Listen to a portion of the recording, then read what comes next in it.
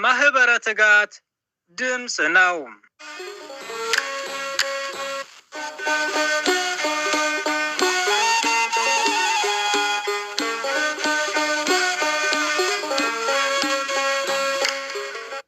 በስመ አብ ወወልድ ወመንፈስ ቅዱስ አሐዱ አምላክ አሜን። ክርስቶስ ተንሥአ እሙታን በዐቢይ ኃይል ወሥልጣን አሰሮ ለሰይጣን አግዓዞ ለአዳም ሰላም እምይእዜሰ ኮነ ፍስሐ ወሰላም። ዕርገት ከጌታችንና ከአምላካችን ከመድኃኒታችን ከኢየሱስ ክርስቶስ 9 አበይት በዓላት አንዱ ነው። ዕርገት የሚለው ቃል አረገ ከሚለው የግዕዝ ግስ የወጣ ሲሆን ትርጉሙም ከታች ወደ ላይ መውጣት፣ ከፍ ከፍ ማለት፣ ማረግ ማለት ነው። ዕርገት ሲባልም ማረግን፣ ከፍ ከፍ ማለትን ወይም ወደ ላይ መውጣትን ያመለክታል። ሰላም ጤና ይስጥልን ውድ አድማጮቻችን፣ ትጋት የአባ ዮሐንስ የመንፈስ ቅዱስ ፍሬዎች እንደምን ሰነበታችሁ? የእግዚአብሔር ሰላም በያለንበት ከሁላችን ጋር ይሁን፣ አሜን። ይህ በዕለቱ ተዘጋጅቶ ወደ እናንተ የሚቀርብላችሁ መንፈሳዊ የዜና መርሃ ግብራችን ነው። በዛሬው የዜና ትታችን የጌታችን የመድኃኒታችን የኢየሱስ ክርስቶስ ዕርገት በሚል ይዘንላችሁ ቀርበናል። ከዜናው ጋር አብረናችሁ ቆይታ የምናደርገው እኔ ወንድማችሁ ፍስሐ ገብረ ሚካኤልና እህታችን ታድላ ወለተ ማርያም በጋራ በመሆን ነው። እስከ መርሃ ግብራችን ፍጻሜ አብራችሁ እንድትቆዩ የጋበዝኩ ወደ ዝርዝር ዜናው አልፋለሁ። በዓለ ዕርገትም ጌታችን መድኃኒታችን ኢየሱስ ክርስቶስ በዚህ ዓለም የነበረውን የማዳኑን ሥራ ጨርሶ ወደ ላይ መውጣቱና በቀደመ ክብሩ በአብ ቀኝ መቀመጡ የሚከበርበት በዓል ነው። ለዚህ መሰረት እንዲሆነን አርዮስን ለማውገዝ በኒቅያ የተሰበሰቡት ቅዱሳን አበው አረገ በስብሐት ውስተ ሰማያት ወነበረ በየማነ አብሁ በክብር ወደ ሰማይ አረገ በአባቱም ቀኝ ተቀመጠ ብለው ዕርገቱን በቅዱሳን መጻሕፍት ዋቢነት አስረግጠው ደንግገዋል። ዕርገቱ የትህትና ሥራው የፈጸመው ምልክት ነው። አምላካችን ምሉ በኩልሄ ሁሉን የሞላና በሁሉ ቦታ የሚኖር ነው። ለዚህ ጌታችን በባህሪው መውጣት መውረድ የለበትም። ወረደ ተወለደ ሲባል ፍጹም ሰው መሆኑን የትህትና ሥራው የፈጸመው ከመናገር ውጪ ከዙፋኑ ተለየ ማለት እንዳልሆነ ሁሉ አረገ ወጣ ሲባልም ከሰማያዊ ዙፋኑ ተለይቶ ነበር ማለት አይደለም። በምድር ላይ ሊሰራ ያለውን ሁሉ መፈጸሙን ያመለክታል እንጂ እንዲሁም ጌታችን በዕርገቱ ምክንያት ከቤተ ክርስቲያን የተለየበት ጊዜ የለም። ነገር ግን ዕርገቱ በስጋው የተደረገውን ዕርገቱን ያመለክታል። ይህም ዕርገት ቅዱስ ስጋው በምድር የስበት ቁጥጥር የማይዘው ለመሆኑ አስረጂ ነው። በሌላ በኩል ደግሞ አምላካዊ ስልጣኑን ያሳያል። የጌታችን የመድኃኒታችን የኢየሱስ ክርስቶስ ዕርገቱ በምድር ላይ የሚሰራውን የትህትና ሥራ የመፈጸሙ ምልክት ነው። ዕርገቱም ልበ አምላክ ክቡር ዳዊት በእልልታና በመለከት ድምፅ ላረገ ለአምላካችን ለጌታችን ለመድኃኒታችን ለኢየሱስ ክርስቶስ ምስጋና አቅርቡ። መዝሙረ ዳዊት መዝሙር 46 ከቁጥር 5 እስከ 6 እንዳለው በታላቅ ክብር እልልታና ምስጋና ነው። እንዲሁም ምርኮን ማድረግ ወደ አርያም ወጣህ፣ ለሰው ልጆችም ጸጋን ሰጣቸው። መዝሙረ ዳዊት መዝሙር 67 ከቁጥር 18 እንዳለው ጌታችን የድል ዕርገትን ያረገው ወደ ባህሪ አባቱ ቀኝ ነው። በእርሱ ዕርገት የጸጋ መንፈስ ቅዱስና የዳግም ምጽአት ተስፋዎች ተሰጥተውናል። የእርሱ ዕርገትም ለነፍሳችን ዕርገት ለዕርገተ መንግሥተ ሰማያት አርአያ ሆኖናል። ሐዋርያው ቅዱስ ጳውሎስ ለተሰሎንቄ ክርስቲያኖች የጻፈው ክታቡ ይህንን ያስረዳል። ከዚያም በኋላ እኛ ሕያዋን ሆነን የምንቀረው ጌታችንን በአየር እንቀበለው ዘንድ ከእርሱ ጋር በደመና እንነጠቃለን። አንደኛ ተሰሎንቄ ምዕራፍ 4 ከቁጥር 17 ብሏል። ቅዱስ ያሬድም ዝማሬ በተባለው መጽሐፍ የጌታችንን ማዳን ከጽንሰቱ ጀምሮ እስከ ዕርገቱ ብሎም እስከ ዳግም ምጽአቱ ከብሉያትና ከሐዲሳት እያጣቀሰ አምልቶና አስፍቶ በተናገረበት የምስጋና ክፍል በደመና ወደ ሰማይ አረገ፣ የድንግልን ማኅፀን የፈታ፣ ለእስራኤል ልጆች መናን ያወረደ፣ ሶስናን ከረበናት እጅ ያዳነ፣ በደመና ወደ ሰማይ አረገ ብሏል። አረገ መባሉ የሌለበት ቦታ ኖሮ ካለበት ቦታ ወደ ሌለበት ቦታ ሄደ ማለት አይደለም። የማዳን ሥራው ፈጽሞ ወደ ባህሪ አባቱ መመለሱን፣ የማዳን ሥራውን መፈጸሙን፣ በሥጋ በክብር ማረጉን ለመግለጽ ነው። ጌታችን መድኃኒታችን ኢየሱስ ክርስቶስ በደመና አረገ ሲል በክብር ማረጉን ልዕልናውን መግለጹ ነው። ደመና ክብሩ ልዕልናው ነውና በደመና አረገ መባሉ በእመቤታችን ጀርባ መታዘሉን ለመግለጥ ነው። ደመና ተብላ የተገለጠችው እመቤታችን ድንግል ማርያም ናትና ከማርያም በነሳው ሥጋ አረገ ማለት ነው። ነቢየ እግዚአብሔር ኢሳይያስ እነሆ እግዚአብሔር በፈጣን ደመና ተቀምጦ ወደ ግብጽ ይመጣል፣ ትንቢተ ኢሳይያስ ምዕራፍ 19 ከቁጥር 9 ብሎ አስቀድሞ በትንቢቱ የተናገረላት ደመና እመቤታችን ናት። ሊቁ ቅዱስ ያሬድም ደመናስ የሚላት አምላክን በጀርባዋ የተሸከመችው ማርያም ናት በማለት ያስረዳል። ስለዚህ በደመና አምድ አረገ ሲል ከድንግል ማርያም በተዋህደው ሥጋ ወደ ሰማይ አረገ ማለት ነው። ልበ አምላክ ክቡር ዳዊት በምስራቅ በኩል ወደ ሰማይ ለወጣ ላረገ ለእግዚአብሔር ዘምሩ፣ የኃይል የሆነውን ቃሉን እነሆ ይሰጣል። መዝሙረ ዳዊት መዝሙር 67 ከቁጥር 33 ብሎ የዘመረው ይህንኑ ያጠይቃል። ምስራቅ የተባለች የድንግል ሥጋ ተዋህዶ አርጓልና እስከ ቢታንያም አወጣቸው። በዓለ ዕርገት በኢትዮጵያ ኦርቶዶክስ ተዋሕዶ ቤተ ክርስቲያን በየዓመቱ በታላቅ መንፈሳዊ ክብር ከሚከበሩት በዓላት አንዱ ነው። በዓሉ የሚውልበት ዕለት ሐሙስን ከበዓለ ትንሣኤ 40ኛው ቀን አይለቅም። የጌታችን ዕርገት ከትንሣኤ በኋላ በ40ኛው ቀን በ6ኛው ሐሙስ የሚከበረው ቅዱስ ሉቃስ በሐዋርያት ሥራ ላይ ዳግም 40 ቀን እየታያቸው ስለ እግዚአብሔር መንግሥት ነገር እየነገራቸው በብዙ ማስረጃም ከሕማማቱ በኋላ ሕያው ሆኖ ለእነርሱ ራሱን አሳያቸው። የሐዋርያት ሥራ ምዕራፍ 1 ከቁጥር 3 በማለት የጻፈውን መሰረት በማድረግ ነው። በቤተ ክርስቲያንም ይህንን ትምህርት ኪዳን ብላ ትጠራዋለች። ጌታችን መድኃኒታችን ኢየሱስ ክርስቶስ ከሙታን ተለይቶ ከተነሳ በኋላ ለሐዋርያት የነገራቸው መጽሐፈ ኪዳን ይባላል። ዕርገቱም የተፈጸመው ስለ ምጽአቱ ባስተማረበትና ዳግም ይመጣል ተብሎ በሚጠበቅበት በደብረ ዘይት ተራራ ነበር። ወንጌላዊ ቅዱስ ሉቃስ ይህንን እስከ ቢታንያም አወጣቸው፣ እጆቹንም አንስቶ ባረካቸው። ሲባርካቸውም ከእነርሱ ተለየ፣ ወደ ሰማይ አረገ። የሉቃስ ወንጌል ምዕራፍ 24 ከቁጥር 50 ብሎ በወንጌሉ እንዲሁም በዚያን ጊዜ ደብረ ዘይት ከሚባለው ተራራ ወደ ኢየሩሳሌም ተመለሱ፣ እርሱም ከኢየሩሳሌም የሰንበት መንገድ ያህል የራቀ ነው ብሎ በሐዋርያት ሥራ ምዕራፍ 1 ከቁጥር 12 አስፍሮታል። በልደቱና በትንሣኤው የተገኙትና ለሰው ልጆች መልካሙን ዜና ያበሰሩት ቅዱሳን መላእክት በዕርገቱም ተገኝተው ለ11ዱ ሐዋርያት የዳግም ምጽአቱን ነገር አሳስበዋቸዋል። ቅዱስ ሉቃስ ይህንን ሲገልጽ እርሱም ሲሄድ ወደ ሰማይ ትኩር ብለው ሲመለከቱ ሳሉ እነሆ ነጫጭ ልብስ የለበሱ 2 ሰዎች ባጠገባቸው ቆሙ። ደግሞም የገሊላ ሰዎች ሆይ ወደ ሰማይ እየተመለከታችሁ ስለምን ቆማችኋል? ይህ ከእናንተ ወደ ሰማይ የወጣው ኢየሱስ ወደ ሰማይ ሲሄድ እንዳያችሁት እንዲሁ ይመጣል አለዋቸው። የሐዋርያት ሥራ ምዕራፍ 1 ከቁጥር 10 እስከ 11 ብሏል። ቅዱስ ዮሐንስም እንደተናገረው እርሱ ደግሞ ሲመጣ ሐዋርያቱ ብቻ ያይደለ የወጉት ጭምር ያዩታል። ራእይ ዮሐንስ ምዕራፍ 1 ከቁጥር 7። ውድ አድማጮቻችን ትጋት የአባ ዮሐንስ የመንፈስ ቅዱስ ፍሬዎች እነሆ ዘገባችን እንደቀጠለ ነው። ቀጣዩን ዘገባ እህታችን ታድላ ወለተ ማርያም ታቀርብልናለች። በድጋሚ አብራችሁን ቆዩ።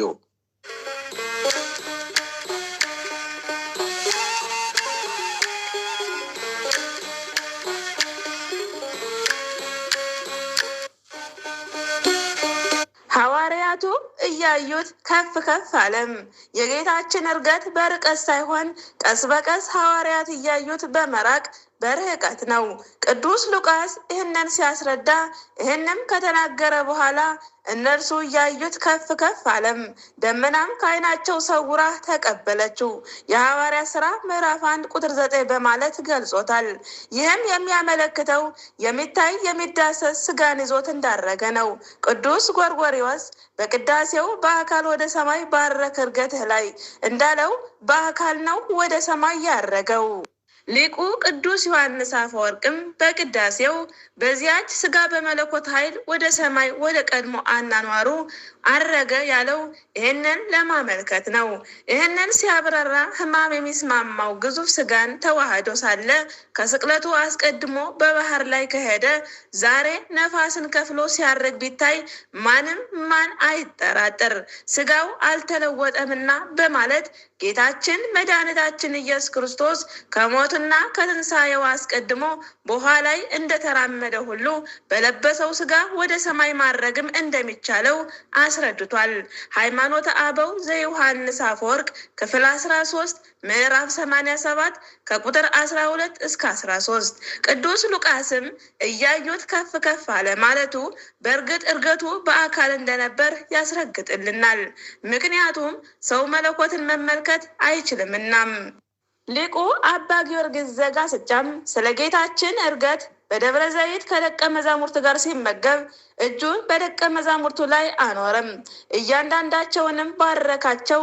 ከዚያም የእሳት ደመና ተቀበለችው፣ ከእነርሱም ሰወረው። በጨርቅ የተቀለሉት ይህ ሥጋ በኪሩቤል ክንፎች ተጋረደም። በጉልበት ያቀፉት ይህ ሥጋ በእሳት ሰረገላ ተቀመጠም። በዚህ ዓለም የተራበና የተጠማ ይህ ሥጋ እህል መብላት፣ ወይን መጠጥን፣ ውሃም መጠጣት ወደ ማይሻበት ወደ አርያም ከፍታ ወጣም። በሊቀ ካህናቱ አገልጋዮችና በጲላጦስ አደባባይ ራቁትን የቆመ ይህ ሥጋ በምስጋና መብረቅ ተሸፈነም፣ በእሳት ደመናም ተጋረደም። ጉንጮቹን በጥፊ የተመታ ይህ ሥጋ ከፍ ከፍ አለ ብሏል። ቅዱስ ማርቆስ የጌታችንን እርገት በገለጸበት አንቀጽ ጌታችን ኢየሱስ ከተነጋገራቸው በኋላ ወደ ሰማይ አረገም፣ በአባቱም በእግዚአብሔር ቀኝ ተቀመጠም። የማርቆስ ወንጌል ምዕራፍ 16 ቁጥር 19 ብሏል። ወደ ሰማይ የሚለው ቃል ወደ ሰማየ ሰማያት ማለት ነው። ይህም ሰለሞን የእግዚአብሔርን ቤተ መቅደስ በሚሰራበት ወቅት በጸለየው ጸሎት ውስጥ እግዚአብሔርን በውኑ እግዚአብሔር ከሰው ጋር በምድር ላይ ይኖራልን? እነሆ ሰማይ ከሰማያትም በላይ ያለው ሰማይ ይይዝህ ዘንድ አይችልም። ይልቁንስ እኔ የሰራሁት ቤት እንዴት ያንስ? አንደኛ ነገሥት ምዕራፍ 8 ቁጥር 27 ብሎ በጸለየው ይታወቃል። አረገ የሚለውም መላእክት አሳረጉት አላለም። በራሱ ኃይልና ስልጣን ማድረጉን ያሳያል። ከጌታችን በቀር በራሱ ኃይል ያረገ የለም። ሌሎች ቅዱሳን ለምሳሌ ኤልያስና ሄኖክም ቢሆኑ እግዚአብሔር አሳረጋቸው እንጂ በራሳቸው ስልጣን አላረጉም። ኢትዮጵያዊው ሊቅ አባ ጊዮርጊስ ዘጋስጫም ይህንን የእግዚአብሔር ልጅ ግን ያለ በሚንቦገበግ የደመና ተንጉም አረገም፣ መለኮቱ ይተጋለታልና ወደ አየራት ነጥቆታልና ነገደ መናብርት ሊያሳርጉት አልመጡም። እርሱ ራሱ በመለኮቱ ኃይል አብን ተካክሎ በቀኝ በኩል ተቀመጠባቸው ሲል ገልጾታል። ቅዱስ ያዕቆብ ዘስርጉም ስለ እርገት በተናገረበት አንቀጽ በራሱ ስልጣን ተነሳን፣ እርሱን ያስነሳው ማንም አይደለም፣ በሚያረግም ጊዜ ማንም እርሱን ያሳረገ አይደለም። ኤልያስን አስመልክቶ እርገቱ በጌታ አማካይነት የሆነ ነውና እንዲያርግ ያደረገው ጌታ ነው። ከዚህም የተነሳ በሰረገላና በእሳት ፈረስ የከበረ ስነ ስርዓት ተደረገለት። ሁለተኛ ነገሥት ምዕራፍ 2 ቁጥር 11። ምክንያቱም ወዳረገበት ቦታ በራሱ ማድረግ አይችልምና። የጌታችን ግን እንደተጻፈው ተለየም። ወደ ላይ ለመነሳት ምንም አይነት መንኮራኩር አላስፈለገውም። በአንድ ቦታ በተወሰነ ጊዜ የሚቀመጡት ሰው በአጋዥ መውጣት ያስፈልገዋል። ምክንያቱም የሰው ልጅ ብቻ ነውና። የእግዚአብሔር ልጅ ግን ራሱ እግዚአብሔር ነውና መንኮራኩር አያስፈልገውም በማለት የእርሱን እርገት በራሱ ስልጣን መሆኑን አብራርቶለታል። በአብ ቀኝ ተቀመጠም። ጌታችን በእርገቱ በአብ ቀኝ ተቀመጠ መባሉ ለእግዚአብሔር ግራና ቀኝ ታችና ላይ ኑሮት ሳይሆን ወደ ቀደመ ክብሩ መመለሱን በስልጣን እኩል መሆናቸውን የሚያስረዳ ነው። ሐዋርያው ቅዱስ ጳውሎስ ወደ ፊልጵስዩስ ሰዎች በጻፈው መልእክቱ ምዕራፍ 2 ቁጥር 7 ነገር ግን የባሪያን መልክ ይዞ በሰውም ምሳሌ ሆኖ ራሱን ዝቅ አደረገም፣ እንደ ሰውም ሆኖ ራሱን አዋረደም የሚለው ቃል ጌታችን በስጋዌው ራሱን በፈቃዱ ዝቅ አደረገ እንጂ በክብር ከአብ ከመንፈስ ቅዱስ እንደማይለይ ያስረዳናል። በቤተ ክርስቲያን አስተምሮ መሰረት በአብ ቀኝ ተቀመጠ ማለት በስልጣን አንድ መሆኑን ያሳያል። ስለዚህም ነቢዩ ዳንኤል በትንቢቱ በሌሊትም ራእይ አየሁ፣ እነሆም የሰው ልጅ የሚመስል ከሰማይ ደመናት ጋር መጣም፣ በዘመናት ወደ ሸመገለውም ደረሰም፣ ወደፊቱም አቀረቡት። ወገኖችና አሕዛብ በልዩ ልዩ ቋንቋም የሚናገሩ ሁሉ ይገዙለት ዘንድ ግዛትና ክብር መንግስትም ተሰጠው። ግዛቱም የማያልፍ የዘላለም ግዛት ነው፣ መንግስቱም የማይጠፋ ነው። ትንቢተ ዳንኤል ምዕራፍ 7 ቁጥር 13 እስከ 14 ሲል ተናግሯል። ስለዚህ ጌታችን መድኃኒታችን ኢየሱስ ክርስቶስ በአብ ቀኝ ተቀመጠ ስንል በክብር በልዕልና ከአብ ጋር እኩል ነው ማለታችን ነው። ይህም ከተዋህዶ በፊት ደካማ በደለኛና ውርደት ይስማማው የነበረው የእኛን ስጋ ከተዋሃደ በኋላም ጸጋን የሚያድል እውነተኛ ፍርድን የሚያደርግ ከአብ ከመንፈስ ቅዱስ ጋር እኩል ስልጣን ያለው እውነተኛ ፈራጅ አምላክ እንደሆነ ለመግለጽ ነው እንጂ በመለኮት ውስጥ ከአብ ስልጣን ዝቅ ያለበት የዓይን ጥቅሻ ያህል ጊዜ እንኳን የለም። ቀኝ የሚለው ቃል ኃይልን፣ ቅድስናን ወይም ክብርን የሚያመለክት ነው። ኃይልን ከመግለጽ አኳያ ነቢየ እግዚአብሔር ክቡር ዳዊት የእግዚአብሔር ቀኝ ኃይልን አደረገች መዝሙረ ዳዊት መዝሙር 117 ቁጥር 15 ሲል ተናግሯል። ክብርም ከመግለጽ አኳያ ጻድቃንን በቀኙ ያቆማቸዋል የማቴዎስ ወንጌል ምዕራፍ 25 ቁጥር 33 እንላለን። ስለዚህም የእግዚአብሔር ቀኝ ማለት የእግዚአብሔር ኃይል፣ ጽድቅ፣ ክብር ማለት ነው። ይህም ብዙ የመጽሐፍ ቅዱስ ክፍሎች ውስጥ ሰፍሮ ይገኛል። ለምሳሌ ያህል የሚከተሉትን ማየት ይቻላል። ጌታ ጌታዬን ጠላቶችህን ለእግርህ መቀመጫ እስካደርግልህ ድረስ በቀኜ ተቀመጥ አለው መዝሙረ ዳዊት መዝሙር 109 ቁጥር 1።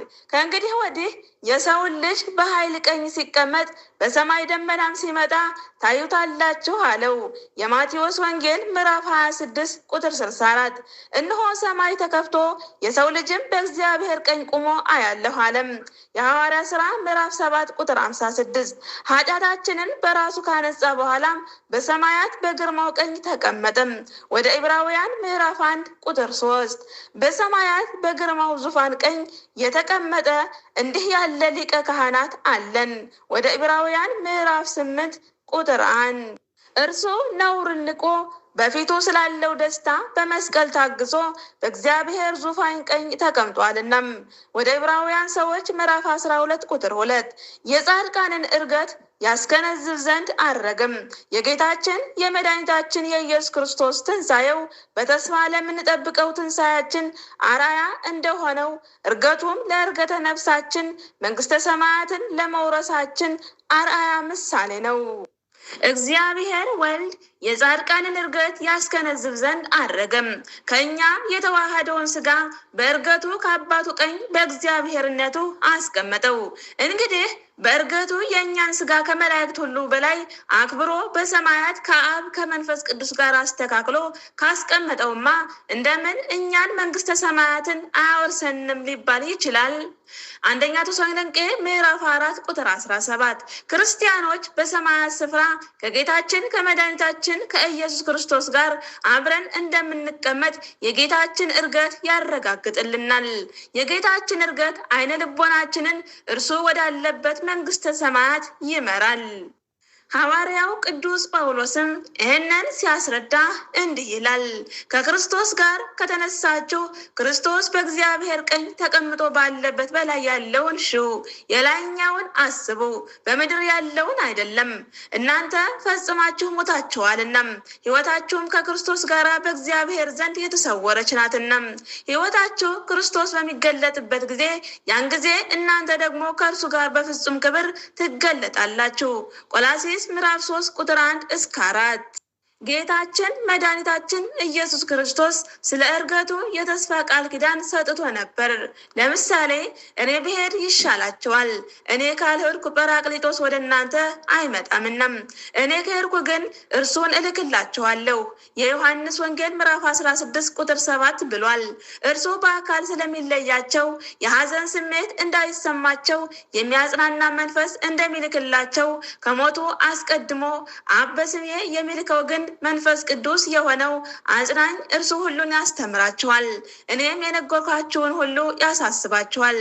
የዮሐንስ ወንጌል ምዕራፍ 14 ቁጥር 6 ብሎ ነግሯቸዋል። ከምድራዊ አስተሳሰብና ከስጋ መንፈስ እንዲላቀቁ እነሆ አባቴ የሰጠውን ተስፋ እኔ ልክላችኋለሁ፣ እናንተ ግን ኃይልን ከላይ እስክትለብሱ ድረስ በኢየሩሳሌም ከተማ ቆዩ። የሉቃስ ወንጌል ምዕራፍ 24 ቁጥር 49 ብሏቸዋል። ይህንን ተስፋ በማመን ጌታችን ሲያርግ ወደ ሰማይ ትኩር ብለው ይመለከቱ የነበሩት ደቀ መዛሙርት በ50ኛው ቀን መንፈስ ቅዱስ ወርዶላቸዋል። እኛም እርገቱን እያሰብን ዓይናችንን ወደ ሰማይ እናነሳለን። የራሳችንንም እርገት ተስፋ እያደረግን ልባችንን ወደ ሰማያዊው ሕይወት ከፍ ከፍ እናደርጋለን።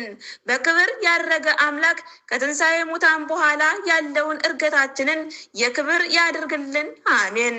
ውድና ክቡራን አድማጮቻችን ትጋት የአባ ዮሐንስ የመንፈስ ቅዱስ ፍሬዎች የተዋህዶ ልጆች ሆይ እነሆ የጌታችን የመድኃኒታችን የኢየሱስ ክርስቶስ እርገት ከሚለው የዜና ሀተታችን ብዙ ትምህርት እንዳገኛችሁበት ባለሙሉ ተስፋ ነን።